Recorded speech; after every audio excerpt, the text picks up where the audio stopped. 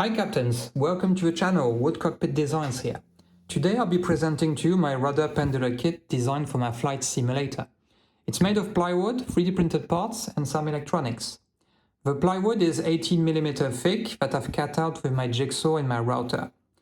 For the 3D printed parts I'm using PLA, but ABS could be used or any kind of other materials. The toe brakes here work with torsional springs here inside and an adjusting nut here to adjust the friction. Here's a view of the springs I'm using. The motion of the toe brakes is approximately 10 to 15 degrees. Behind that, you'll find the gearing system and a potentiometer to capture the motion.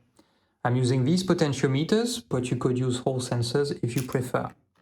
For the yaw axis itself, here I'm using threaded rods and some ball bearings. The motion is approximately 20 degrees forward and backwards. And inside the yaw axis and on the top axis there, I'm using skateboard bearings to guide the system and minimize friction. Lastly, I'm using springs here to do the restoring force of the pedals. By changing that, you can adjust your total force. Inside here, for the electronics, I'm using Arduino Pro Micro and a PCB board for the welding.